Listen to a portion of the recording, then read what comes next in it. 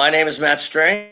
I'm on the board of directors for the National At Home Dad Network. We are now bringing you our second monthly webinar in light of the current circumstances that we all find ourselves in as parents, with school closures happening all over the country. We decided to bring in one of our stay-at-home dads, a gentleman named Joshua Burnson. He's been a homeschooling stay-at-home dad for 3 years now. He's here to give us a little bit of advice, because most of us send our kids to public schools or private schools, and suddenly we're homeschoolers, and we never planned on it. We never thought we were going to be here, but here we are. And so we've reached out to Josh, and Josh was agreed to help us out a little bit and offer some of his advice. Please feel free to ask questions over on the others in the comments section, either on our YouTube channel, our Facebook page, or any of the other venues that you're watching this on. And without further ado, I'm going to bring Josh on.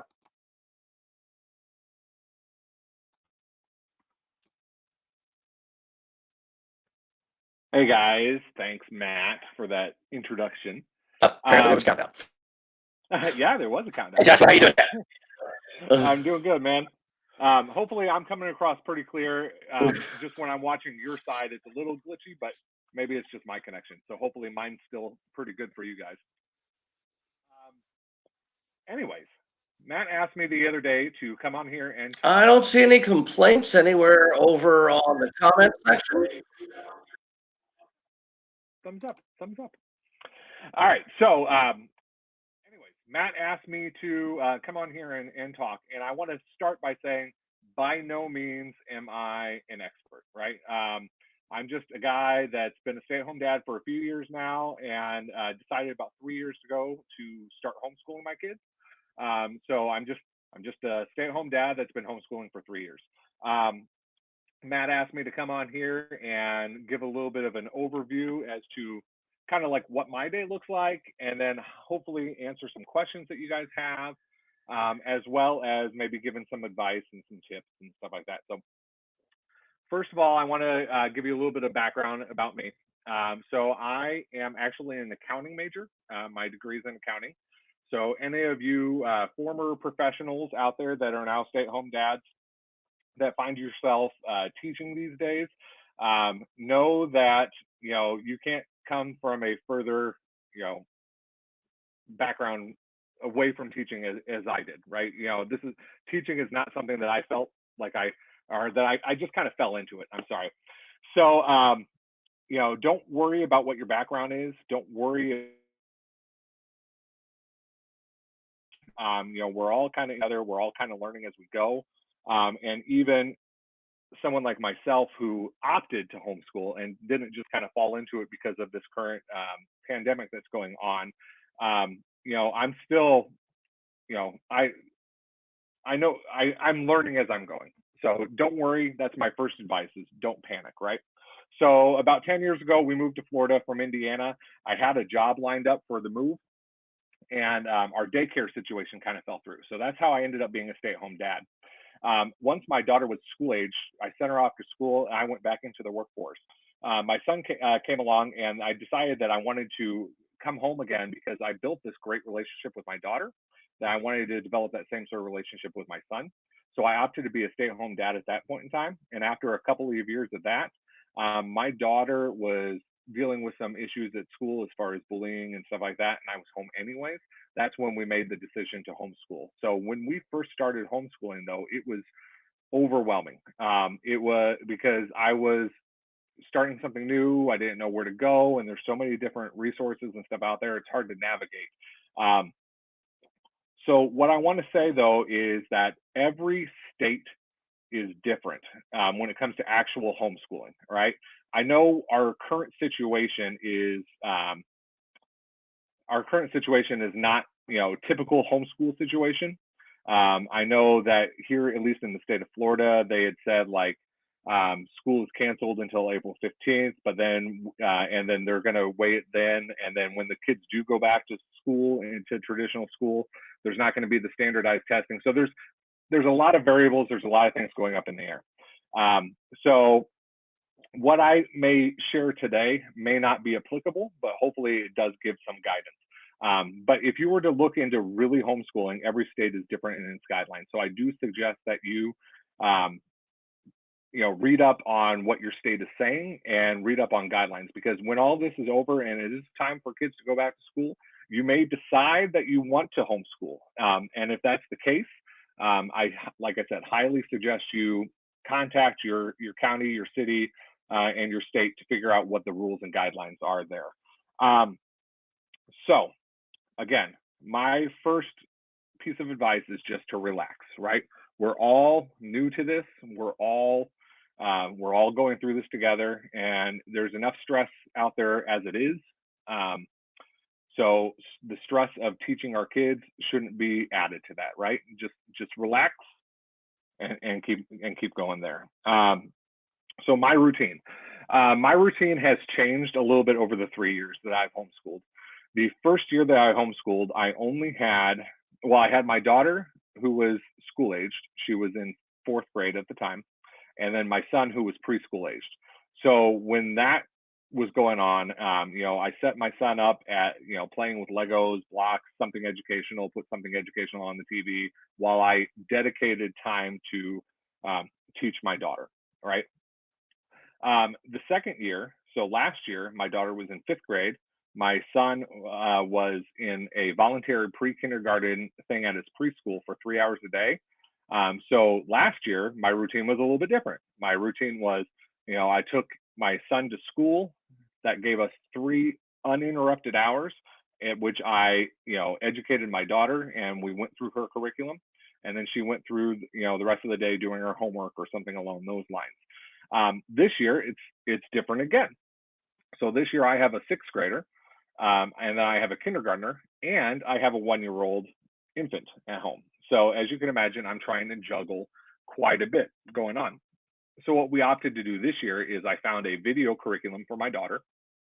So she is taking a lot of her classes through like a DVD program. So she's pretty self-sufficient. So, I've got her set up, and I administer her quizzes and her tests and whatnot.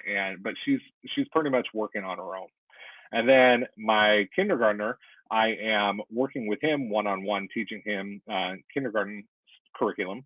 But I'm doing that in between like the downtime of the infant. So, my infant, I'm putting him down for his morning nap, and then that makes it so that way I can dedicate that time for my kindergartner.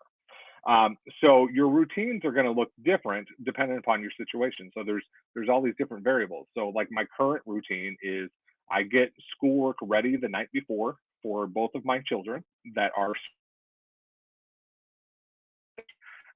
my daughter, when she wakes up, she'll take her schoolwork into her room and work her way in there.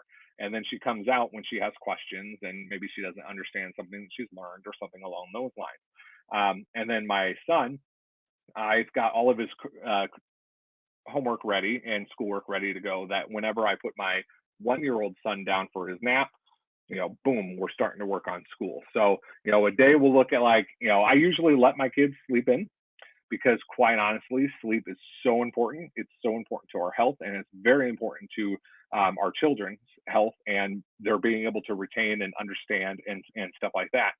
So, I do let my kids sleep in. Usually they're waking up between 9 and 10 o'clock. And then at that point in time, they're getting up. And one thing I always tell them to do is I want them to make their bed and get dressed. And that's kind of a tip for anybody who works from home as well, because we can let our personal hygiene and other things get in the way, and we can let those things lapse. And I want our kids to, even though we are at home, I want them to have a change of mindset and a change of like location. So although my daughter does her schoolwork in her room, she's getting up, she's making her bed, she's brushing her teeth, she's getting dressed. She usually showers at night, so that's not a problem. But she's getting ready for the day, and then it's school time, right? So, and the same thing with my son. I want him dressed. I want him, ready to go. We're usually sitting at the table. Sometimes we opt to do school somewhere else, but somewhere that's free of distractions. That's key as well, because one thing that you will see, especially the younger children, they are very easily distracted. So again, it goes back to that point of having patience, right? Making sure that you have patience with your children. And also knowing that everybody's learning style is different, right? So what was easy for you in grade school or high school, sometimes that gets a little frustrating when you're trying to teach that to your kids, because what your kids find easy versus what you find easy may not be the same thing, right? So just show some grace, show some patience when you're dealing with your children. Um, all right, so one thing that I can suggest is don't be afraid to ask for help. Um, Especially when I started homeschooling, again, I didn't know what I was doing. I was just getting started. I now have 3 years under my belt, but there's always somebody out there that's further along in the journey than you are. So I really suggest looking into Facebook groups that are homeschool groups in your area, right? So even if this is not going to be a long-term thing for you, let's say, kids can go back to school and you're no longer going to be homeschooling, etc. I still suggest finding yourself a Facebook group and getting yourself plugged in, because they are always full of resources. Here in the Tampa Bay area in Florida, I'm in like 4 or 5 Facebook groups for homeschoolers, different homeschooling groups. And a lot of times they're sharing tips and stuff like that. As a homeschooler, the other thing that I like to do in those groups is we like to take big group field trips somewhere. Now, obviously, we can't go on field trips right now, and we can't have get-togethers because of lockdowns and quarantines and all that jazz. But again, if we find ourselves in a situation where you enjoy homeschooling, then you can use it as a resource for field trips upcoming. But more than anything, though, those Facebook groups are great because a lot of these homeschooling parents are sharing resources all the time. So I would suggest looking up by region. So when I was looking for homeschooling groups, I went like homeschool Tampa Bay in the Facebook search and found a homeschooling group. And then we're pretty close. We're about an hour and 15 minutes from Disney World. So I'm in a homeschooling group that's Disney homeschoolers who love Disney and stuff like that. And Pinellas County, which is the county that I live in, Pinellas County homeschoolers and stuff like that. So I've plugged myself into several Facebook groups and they're always chatting. And here's the other thing. I know that my audience today is mostly men and mostly dads that are staying at home. We may have a few women that are watching this video, but I tell you what, the homeschooling moms, if you go out there and introduce yourself and say, hey, I'm a homeschooling dad, I'm new to this, I'm panicking, I don't know what to do. A lot of times those homeschooling moms are the most gracious people and they are very helpful. And a lot of times they look up to what you're doing and admire, because there's not so many dads out there that are A, stay-at-home dads, or B, stay-at-home dads that are opting to homeschool. I do find myself in the minority quite a bit of times, but I tell you what, I always feel welcome. And maybe that's a regional thing, but I don't think so. I think that's going to be nationwide. So, plug yourself in, introduce yourself, and then feel free to ask questions in those groups because a lot of times they'll have great resources. Structure. So it is important to have kind of a routine in place, but make sure that your routine is flexible, that your structure is flexible. I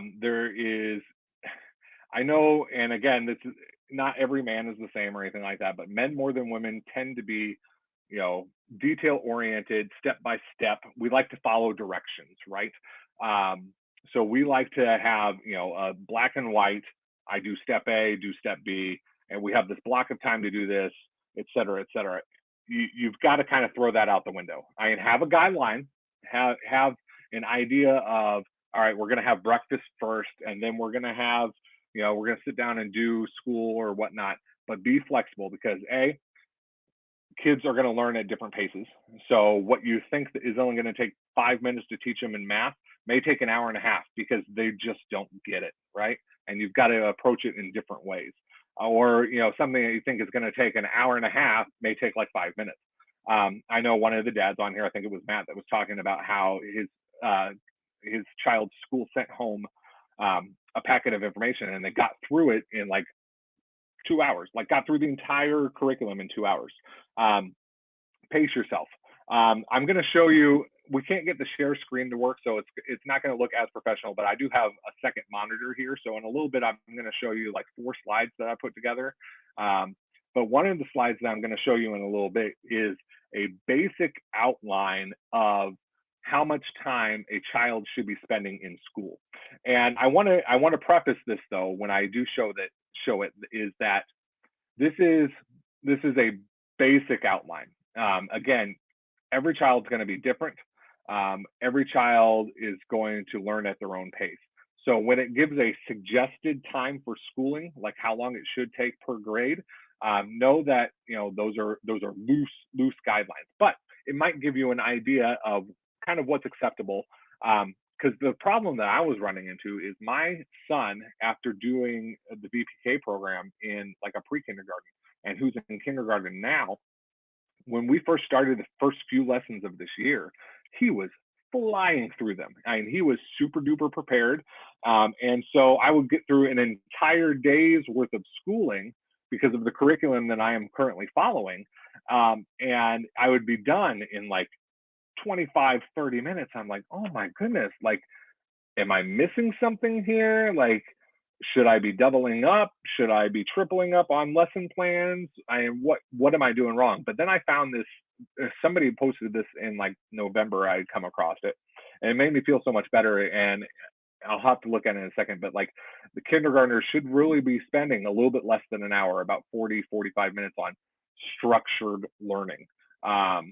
And so that was pretty acceptable. So I'm like, oh, okay, goodness. Because, my daughter, who's in 6th grade, locks herself in her room for about 3 hours. And I'm like, so that's kind of what I was expecting. But again, what we expect for a kindergartner, it cannot be the same as what we expect for a 6th grader, right? So, I encourage you to keep your children busy.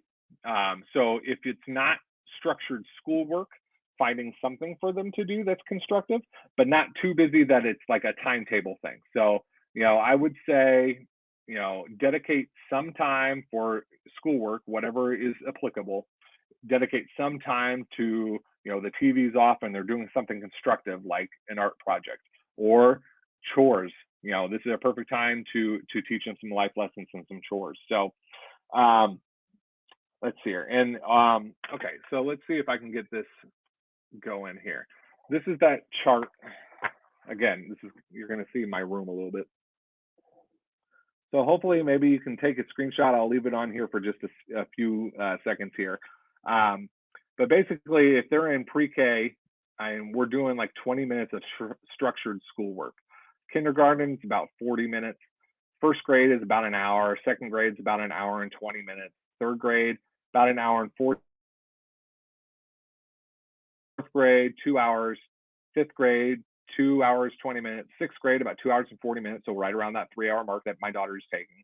7th grade, 3 hours. 8th grade, 3 hours and 20 minutes. But remember what I said, this is structured education time. So it may take longer if they take bathroom breaks, if they throw a lunch break in there. It may be, but that should be a general guideline as to how long it should be taking them in structured education time. And we're talking like arithmetic, reading, writing, penmanship, spelling, history, science, etc. Also something to remember, and this is something I'd heard, I couldn't find something to back it up, but I remember hearing this all the time actually. Grades kindergarten through 2nd grade, thereabouts, the primary focus of a child during those ages is to learn to read.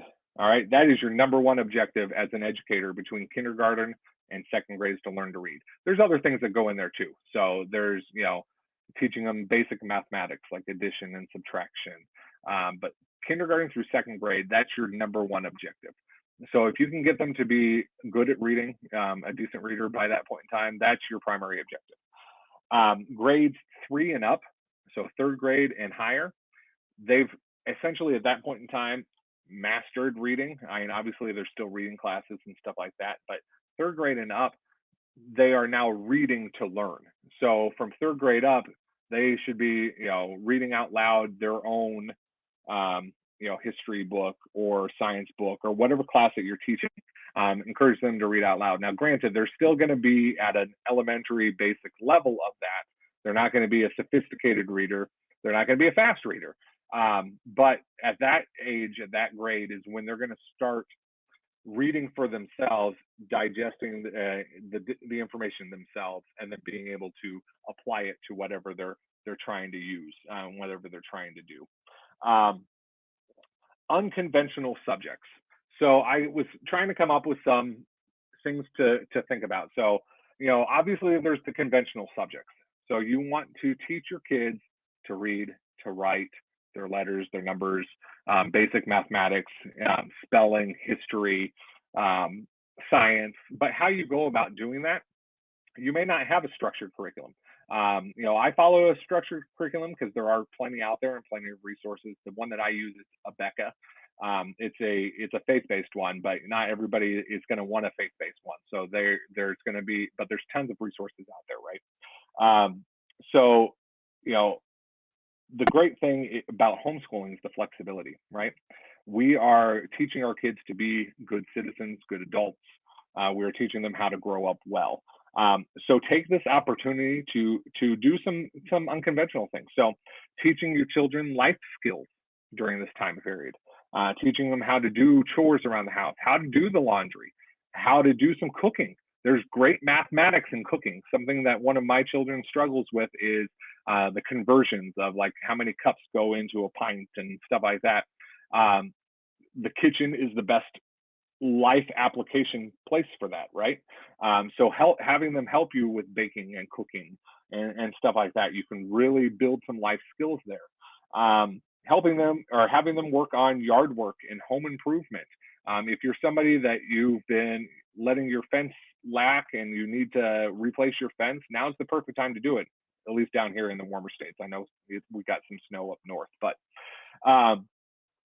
having your children help you with those things, because you can teach them some basic mathematics, you can teach them some life skills. Working on your car, let's say your car needs some repair, have your child help you in any way that you can, that they could be a help. But these are perfect opportunities, because here's the other thing too, is so long, especially in America, we've had this mindset of our children need to graduate from school, go to high school, graduate from high school, go to college, get a 4-year degree, and then whatever job that they choose. As a result, as Americans, we have now run into a shortage of trade jobs, right? We run into a shortage of plumbers and mechanics and stuff like that. So teaching them some of these things, A, you may spark an interest in them, and B, you're teaching them things that are useful in the future, right? And that maybe they decide they want to be a mechanic or something along those lines, which is awesome. So use this time to explore those interests. Have your older kids teach your younger kids. That's education on two fronts there, right? So my 6th grader, who, she's a decent reader at this point in time, but one of the things that I have her do sometimes is read to her younger brothers. Maybe she'll read the Dr. Seuss book to my 6-year-old. Maybe she'll read some of the board books to my 1-year-old. Yeah, they're way below her reading level, but it's developing a lot of things. It's developing her reading a little bit more. Practice makes perfect, right? So it's not hurting anything with her reading these things. But what it's doing is it's also helping her oral presentation skills. It's helping her being able to project. It's helping her to learn her pacing when reading out loud, because it's one thing to read in your book alone in your head. It's another thing to read something out loud to others, right? It's a different skill, actually. Something else that's unconventional, movies, right? There's no problem with showing a good historically accurate movie, or like documentaries or something like that. And in this day and age, the world is our oyster, right? We've got Netflix, which has tons of documentaries. We've got Amazon Prime and stuff like that. And there's all these resources available find some historical movies that are applicable to maybe what your child was studying or will be studying here soon in history or science or something along those lines, and show a movie. I mean, that counts as education. You shouldn't feel bad about that, right? Um, Introduce your kids to books that you loved growing up. Were there any books when you were in school that you enjoy? Because here's the thing: is every so often the schools change what books they present their kids and what they have their kids read. So one thing that I have taken advantage of as a homeschooler in the last 3 years is I've gone back to some of the books that I loved when I was a kid and introduced them to my daughter. So there was like one that was Bridge to Terabithia. I don't know if any of you guys read that, but they're not, or at least my daughter's school had not had her read that book, and they weren't planning on having her read that book. But that was one of my favorites growing up. So I had her read the book, and then after reading the book, I rewarded her with allowing her to watch the movie, which it's fun to have that happen because then she gets that whole mindset of, oh, the book was so much better. And I'm like, yes, that's what I'm trying to, like, books are good. Try to encourage that reading, that love of reading. A lot of the museums right now are offering free online tours. I haven't personally taken advantage of that, but I have seen that going around, so I definitely suggest that. And then let's see here. Some of the other things is, just unconventional learning opportunities. Your whole day is a learning opportunity, right? So making sure that you're getting out, maybe going on walk, keeping that social distance. But if you're in a warmer climate, that the day is nice and stuff like that, and you go on a family walk, that is a huge teaching opportunity. I have life discussions over the dinner table. Ask how your kid's day was, and even if you were locked together all day, they may have something that they want to share. And then you can use it as teaching opportunities. All right, so, and then let's see here. I've got another couple of graphics. So one of the things I did was I went to a lot of my homeschool groups and asked for some of their opinions as well, some of the websites that they use and stuff like that. YouTube is another great resource, and there are three YouTube channels that are really good and really educational and great for homeschool. I took a look at all these and tried to make sure that they were all secular based and hopefully appeal to the masses. So there are 3 YouTube channels that were mentioned, and I did check them out a little bit earlier today, and they're pretty good. Homeschool Pop, Crash Course, and Art Hub. Homeschool Pop and Crash Course, both of those are just general education, topical information. So each of their videos are like, oh, I want to learn about the Empire State Building. So it may be a 15-minute video about the Empire State Building. So those are both topical, like 12 to 15-minute videos. Art Hub is a guided art project channel where they teach the kids how to do art. The other thing to let you know is if there are things that you remember as you were a child, I find that I do this all the time on YouTube. Is like the other day, my kids were watching one of the modern shows on PBS, Odd Squad, which is a math-based television show. And it made me start thinking about, there was a show when I was a kid called Square One. And so Square One was a general math-based television show on PBS. And I was like, oh my goodness, I remember Square One. So I looked up on YouTube and I tried to find Square One, and we watched an episode. Of course, it was like horrible quality. But YouTube is a great resource for finding things. So it's pretty cool. Also, some websites that I found. Let's see here. Websites. All right, so readingeggs.com. That one is got some good spelling and reading curriculum. Mathseeds.com. That one's basically, it's made by the same company as Reading Eggs, but that one's all math homework and math sheets and stuff like that. Elephantlearning.com is another math one, as well as prodigygame.com. That's on another math one. Of course, I'm sure you guys have all seen the commercials for abcmouse.com. That one is geared towards little kids up to, I think, 2nd grade, maybe. So that one's teaching the basics of reading and arithmetic and stuff like that.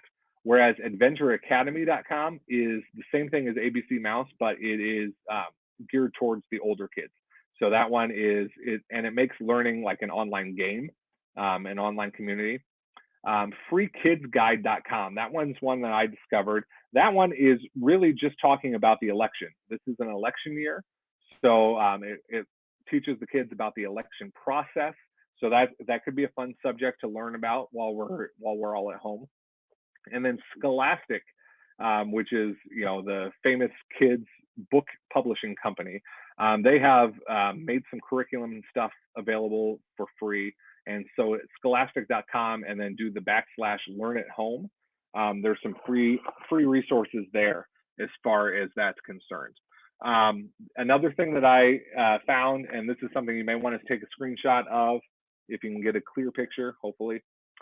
This is 100 plus indoor activities. So again, just thinking outside of the box, things to do. There was one day that my son and I, when my daughter was away at some sort of activity, my son and I spent all day looking up the best way to make paper airplanes. I know that's not a life skill or anything like that, but it still is. It was bonding time between him and I. It was educational. We were looking up all the different ones, which ones were the best ones for flying, which ones were the best ones for, doing tricks in the air, and which ones went the distance. And so it's all, it's physics, right? So there you go. There's another class for you. So again, just thinking outside the box. Games can be educational, right? Play Monopoly. It teaches money skills and stuff like that. So yeah, just lastly though, like ask the kids what they want to learn. That's something that's interesting too. And that's the great thing about homeschooling and the flexibility of it is there are a lot of people who are not like me so I thrive on structure, right? Yeah, and the accounting degree will kind of give that away. I like to have, we're going to learn this subject and this subject and this subject and this subject. But there are homeschooling groups out there that they do something called unschooling, which basically they allow their kids to dictate what they want to learn or pick what they want to learn. There's no right or wrong way. My personal belief is as long as they are learning the basics and as long as they are learning what they need to be successful adults and successful human beings, I don't care how we go about doing it. And that's the glorious thing about homeschooling. But the whole unschooling movement is, they teach the kids what they want to learn about. Now, the flaw to that is a lot of times kids don't know what they don't know. So you kind of have to guide them a little bit, right? You've got to push them towards something. But if they want a day where they want to learn about blue jays, because right now we've got a bunch of blue jays in our front yard here in Florida. Okay, let's learn about blue jays. So let's find some documentaries about blue jays. Let's look up blue jay stuff online. Let's, just that's our curriculum for that subject for that day or for that block of time or something along those lines. So ask the kids what they want to learn about and then find something that pleases them, because they're going to be more excited about doing it, right? And I don't know about you guys, but this was supposed to be our spring break down here in Florida. So the fact that I'm making my kids do school, they're not very happy about it. So ask them what they want to learn about. So last slide. This one's not very important to look at, but I made it and I want you guys to see it. So remember, every child is different. So just relax, take a deep breath.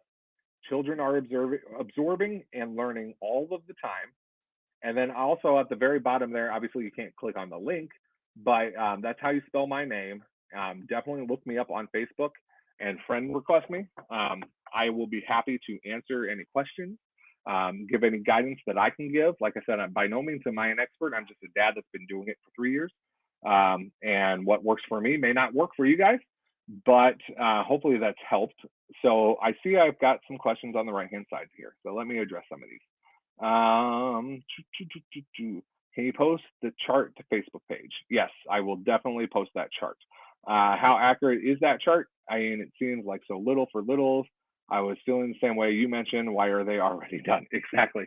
I mean, I don't know how accurate it is. It's funny because when I saw that chart 2 months ago, 3 months ago, I didn't save it. I think I had screenshotted it and sent it to my wife, but I couldn't find it this morning and I knew I wanted to share it.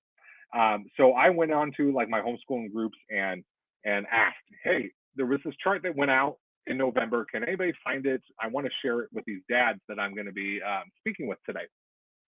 And of course, I got a lot of pushback because everybody has an opinion. And there were people that once I did find it, they were like, "Oh, that all kids are different. They're going to learn at different paces and stuff like that." And I said, "I promise you guys, I promise you, homeschooling people, I'm going to tell them about how it's a guideline, right? It's not 100% accurate, but it's pretty close. And here's why. If you think about it, if you think about the ages and you think about what they would be doing in regular school, in traditional school, right? So kindergartners, we're saying 40 minutes of structured education time. First of all, how many potty breaks does a kindergartner go on? Kindergartners usually still have snack time. Some kindergartens, depending upon where you're going, have a nap time in the middle of that. You've got recess. So a lot of times they've got a recess type playground time in the morning and a playground time at night. And then also that's not including, free time in the classroom. So a lot of times those kindergarten classrooms are set up where they've got maybe some Legos in the corner or play areas with educational toys or something along those lines as well. So if you think about it, we're talking 40 minutes of every kindergartner sit on your butt in circle time. We're going to teach you this. It probably is about right. It's probably pretty accurate. And then as a child gets older, so like my sixth grader having 2 hours and 40 minutes, that's 2 hours and 40 minutes of structured education time. So if you think about a typical middle schooler, right? They get to school, they have homeroom. That's not included in that. The travel time between classrooms, that's not included in that. Lunchtime, that's not included in that. If they have a study hall, that's not included in that. So we're talking, again, 2 hours and 40 minutes of structured teaching time. So, I personally think it is pretty close to being accurate. So it definitely made me breathe a sigh of relief when I realized that, my son blew through a day's worth of education pretty quickly. But here's the thing that you don't want to do is you don't want to double up too much. Sometimes I'll double up and I'll just do 2 lessons in one day. But by no means do you want to like triple up and quadruple up and stuff like that, because the way that a child's brain works, right? They're absorbing all the time, but they're like a sponge, and you don't want to throw too much at them all at once, because what they may retain today, they may forget tomorrow or something along those lines, and they need that refresher. And a lot of times if you're following a structured curriculum, they're designed to have refreshers every day. So like my son, he'll do a new phonics lesson every day, but then he'll also have a little like 2-minute, 3-minute refresher phonics that covers what they did yesterday, what they did last week, and stuff like that. So it's important that you spread out those days of learning, because they build on each other, especially reading, especially mathematics. So it is important to not overload them all in one day. So if they fly through it, okay, double up, but try not to triple up, try not to quadruple up. This isn't a race. This is all about retention. This is all about, all right, it's just like when you're in high school and you cram for could you pass that test a week later and still get the same grade? Probably not, right? So you don't want to overload all at once. That's all the questions I see listed in the chat. I don't know if anybody else has any questions, or if Matt wants to hop back on, and we'll go from there.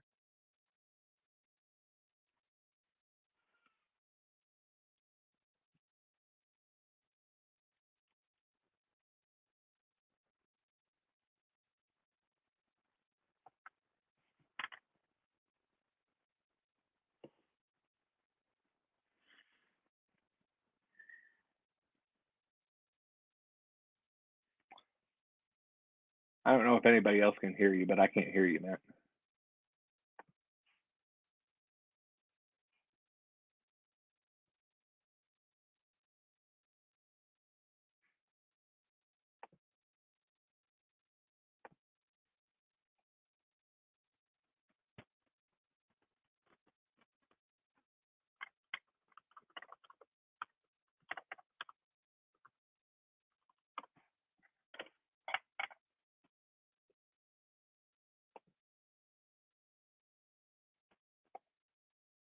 back to just me.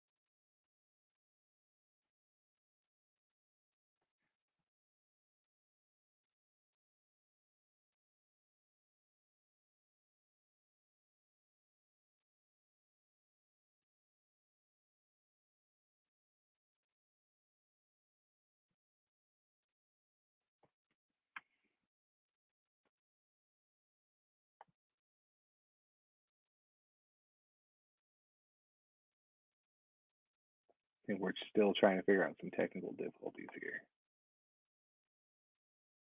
I apologize for anybody who's just looking at my lovely face.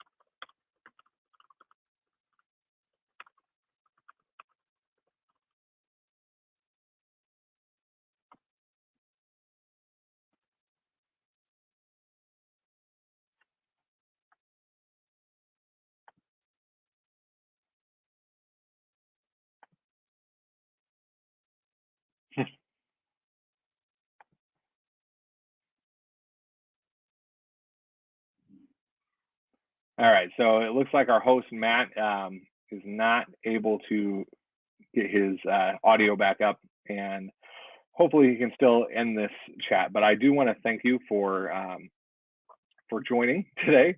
Again, I'm no expert, just hopefully some of my homeschooling tips and experiences have helped a little bit.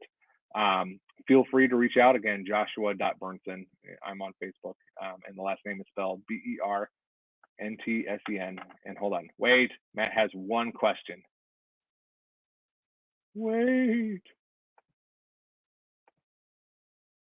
Techniques for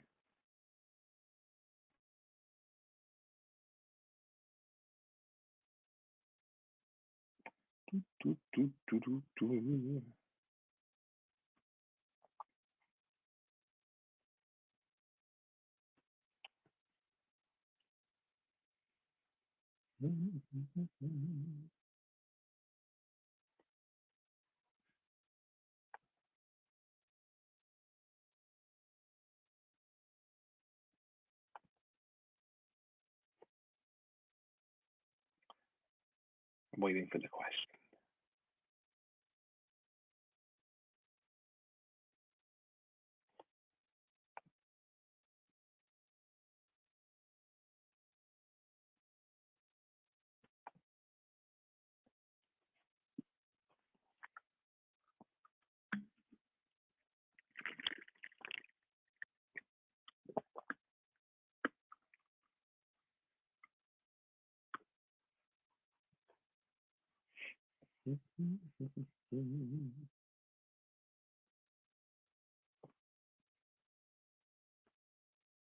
Techniques for a kid who is not paying attention.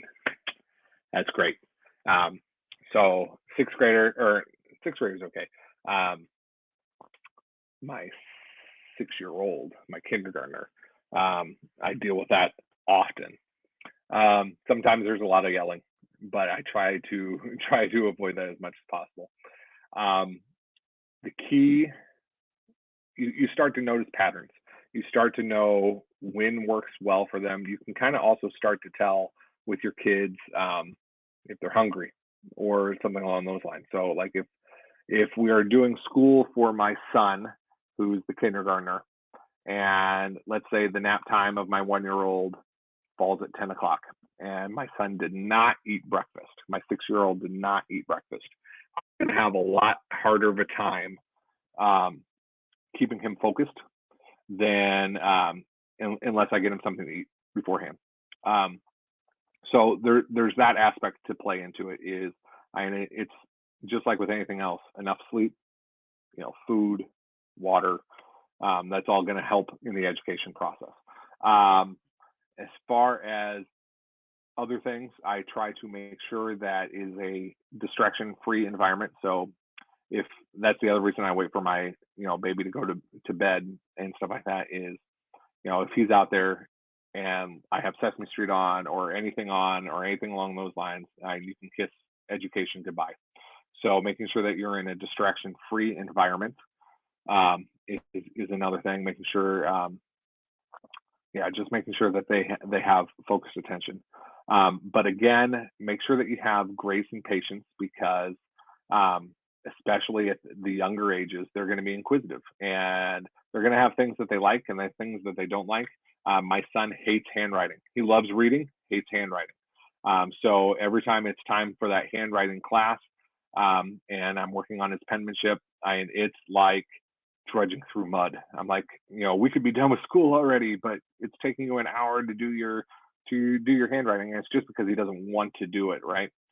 So trying to find fun things, and it's going to be trial and error. It's going to be, for my son with the handwriting thing, it's incorporating reading with the handwriting. So, what I'll do is I'll have something that he has to write and copy, but he has to read it first. So he likes the reading aspect of it, and then he does the handwriting aspect of it.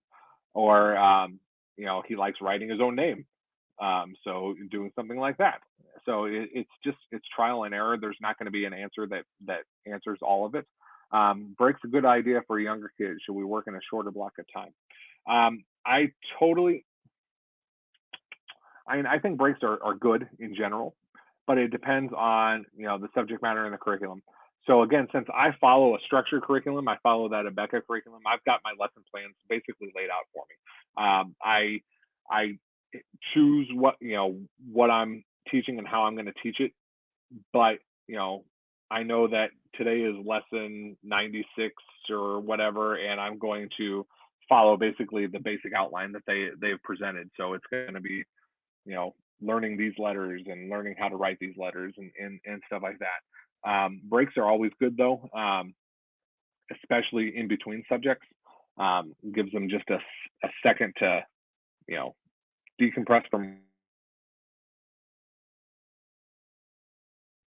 So yeah, breaks are not a bad thing. And shorter blocks of time, yeah, I would agree. So again, this goes back to the whole, like, if you went to a traditional school, it's definitely that 40 minutes of education time is broken up throughout a 6.5 hour day. So breaks are worked into the schedule there, and there's a reason they're there. Otherwise school would just be an hour long. So I think there is plenty of scientific proof and stuff like that the breaks are needed, and that's actually why in adult workforce in traditional jobs as well. You're guaranteed you're supposed to have a 15-minute break every 4 hours, and that's from just working. That's not from learning and absorbing new material. And I don't know about you, but anytime that I am absorbing new material, I'm actually more drained than when I've been just working a traditional job, maybe in IT or something along those lines. So breaks are important, and I do think that we're trying to throw a lot of information at our kids. So I do think that breaks are important there as well. Any other questions, my friends?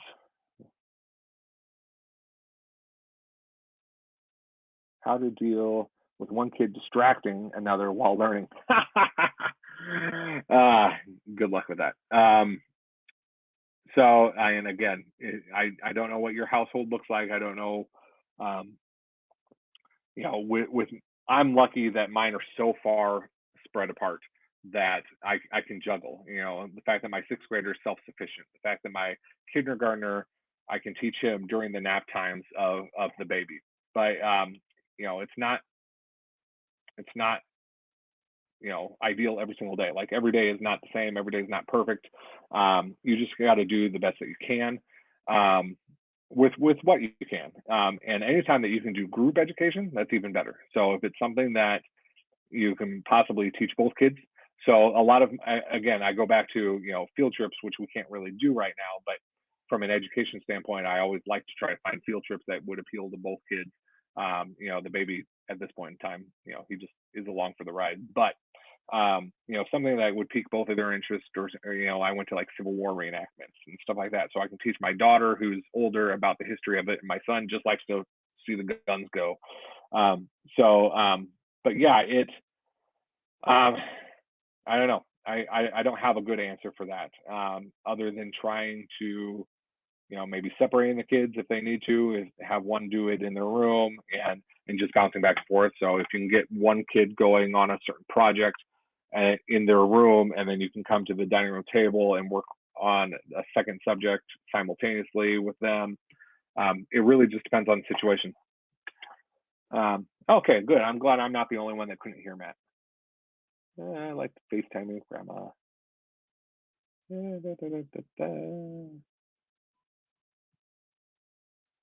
Do you think having a dedicated space in your home for learning can help? Absolutely. Definitely, that will, have it set up like a school area. That can definitely help. In our current house, we don't have that. Well, let me rephrase that. We had a room that we had dedicated as a schoolroom. It was a renovated garage, but it kind of was getting hot out there and stuff like that because the air conditioning didn't work as well in there. And the other problem too is, as my other kids were home, it was hard for me to go into that dedicated room with my older daughter. So the first year of homeschooling, having the dedicated room was great because she was the only one I had. I didn't feel like that was homeschooling. I didn't have my 1-year-old yet, and my at that point in time 4-year-old. I'd have him in just the adjoining room, working on Legos and stuff like that.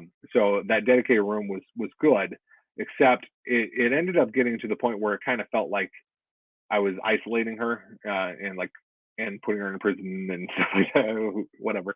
But so we kind of strayed away from that. So these days, my daughter does her schoolwork in her room. My son does his at the kitchen table. But I try to make sure that it's always at the kitchen table. Very few exceptions. That way, it's all right. It's school time. We're sitting at the table.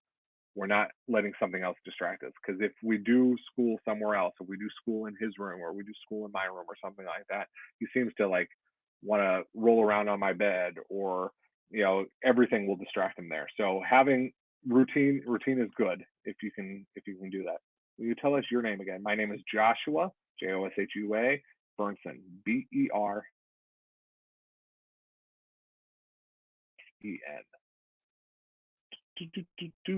There's a lot of that in here now. All right, and then I will make sure that those slides are made available in the group as well. Break's good. If you can email me the graphics. Yep, I will email those to Matt, so that way maybe he can post them. All right, any other questions? I'm bouncing back and forth between the public and then just the host chat.